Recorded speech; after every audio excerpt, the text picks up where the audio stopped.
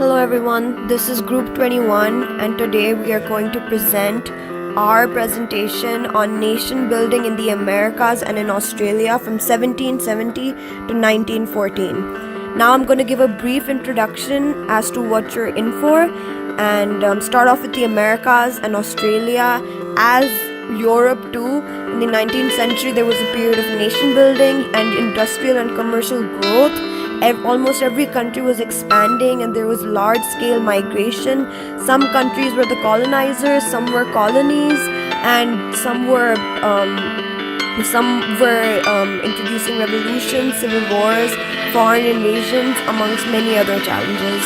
Some countries were abolishing slavery, and that too with great difficulty, and some were striving for political independence.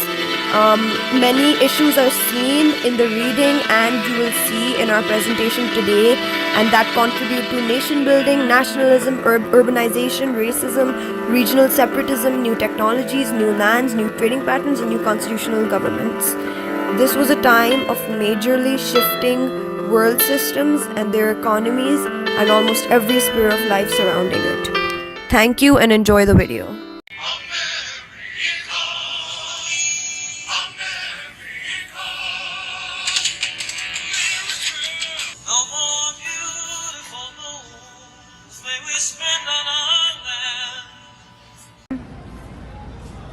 Your manifest destiny deprives us of membership in the human family. We have no home, land, or resting place that we can call our own. There's too many of you everywhere, too many white people. And you buy land in treaties that belongs to nature, that is not to be owned, but to be shared by everyone. But you buy it for yourself. And then you send us on a trail where we cry and die by diseases brought by you. This land is our land. We've bought this land for $15 million. And we are preordained by God to settle on this land. And you natives, you dare come to us and demand this land when we have bought it and own it and rightfully deserve it? This land belongs to us, and it is our land. God bless America. The Creoles were the people of European descent born in the Americas. The Peninsulars, on the other hand, were colonial officials and other natives of Spain or Portugal. The Peninsulars were at the topmost position of privilege in the colonial Spanish caste system. 30,000 Peninsulars controlled the rich intercolonial trade and mining industry, at the bottom of which were about 3.5 million Creoles. Indians, the mestizos of mixed Spanish and Indian background, or the mulattoes of mixed Spanish and African background, fell further down the socio-economic hierarchies.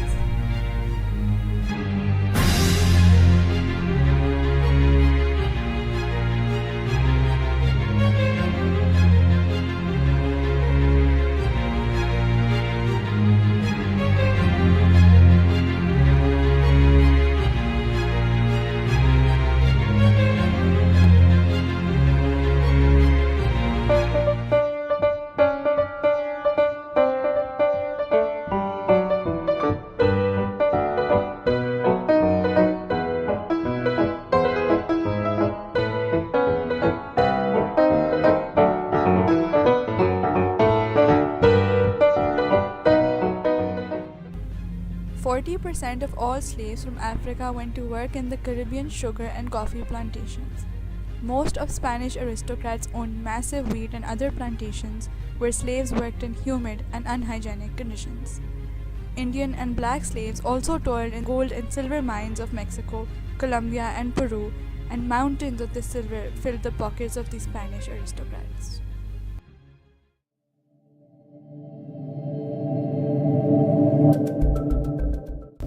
Defeat in the War of Spanish Succession prompted demands for reform and review of colonial policies and led to the creation of new viceroyalties. In Latin America, demand for crops that were consumed in Europe stimulated, but manufacturing suffered, such as the wine industry in Rio de la Plata.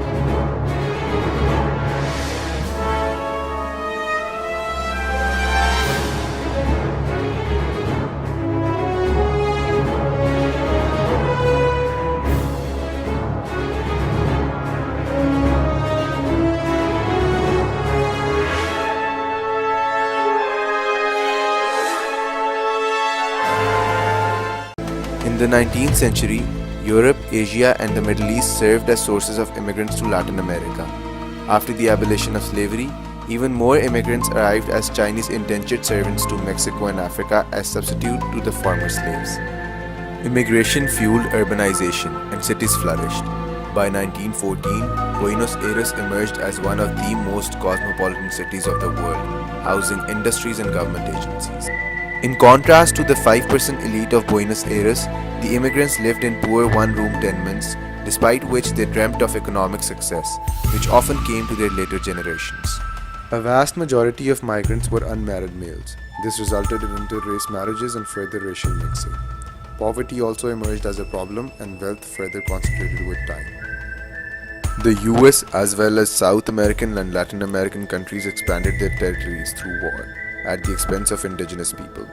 Racial prejudice kept most South American black population at a disadvantage. In 1893, 71.2% of working population of Sao Paulo was foreign-born, while black continued cutting sugarcane and picking coffee. As the young nation of America expanded across the continent, it brought along it a movement toward popular democracy. However, soon conflicts arose among the industrial North and agricultural South. The cost of the ensuing civil war was great, but it strengthened the UN as a nation. Between 1865 to 1917, US emerged as an industrial powerhouse. Immigration turned small towns into centers of cultural diversity, and social and cultural phenomena present in Europe also occurred in the US.